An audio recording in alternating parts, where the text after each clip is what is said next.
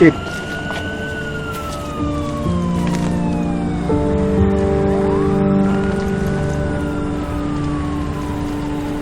Sabihin mo sa iba na huwag palalapitan na media. Hanggat hindi ko sinasabi. Yes, sir. At dalhin mo to sa pamilya ni Miguel. Paalam mo sa kanila ang nangyari.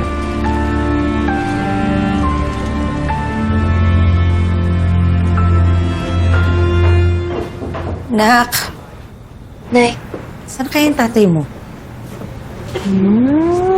ano po, gusto niyo tawagan po natin siya ulit? Huwag na. Baka sabihin naman niya, napaka-clingy natin, diba? Pero tawagan mo na. Sige na, isa na lang. Namimiss ni Nana. Oo, isa na nga lang eh. Para alam natin kung nasa na siya banda.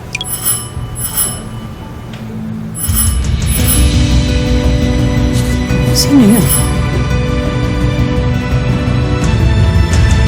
Okay, sige. Thank you.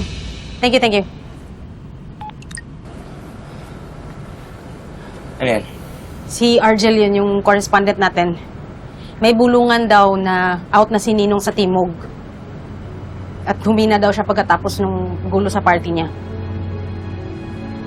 Sigurado akong may nakaabang na para palitan yan.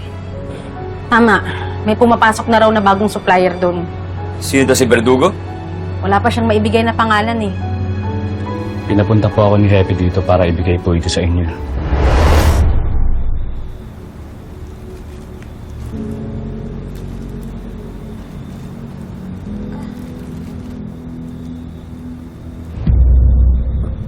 Badge na Miguel to ah. Bakit nasa inyo? Bakit po sunog? Natagpuan namin ang sasakyan ni Major. Nasusunog ito sa gilid ng Pacific Lateral Road. Bumangga po siya sa mga barriers kaya sumabog po ang kotse.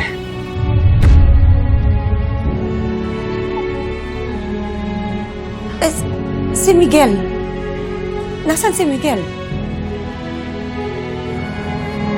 Cruz!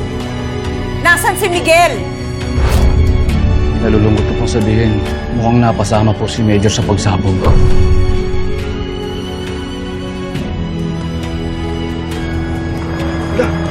Ano to? Bakit? Ano yan? Pinadala ng contact natin. May sumabog daw na sasakyan sa highway ng Bulagos. Mukhang pulis daw yung biktima. Di?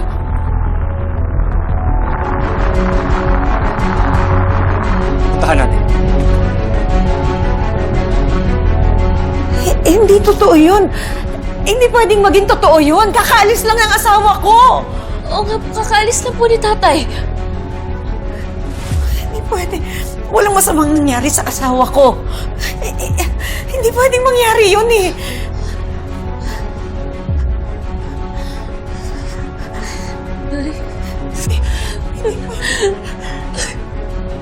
Hindi pwedeng mangyari. Hindi. Kakaalis na ni tatay ah.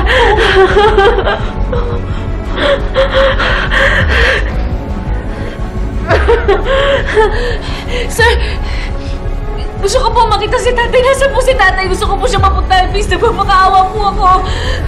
Dali niyo po kami kay tatay, please.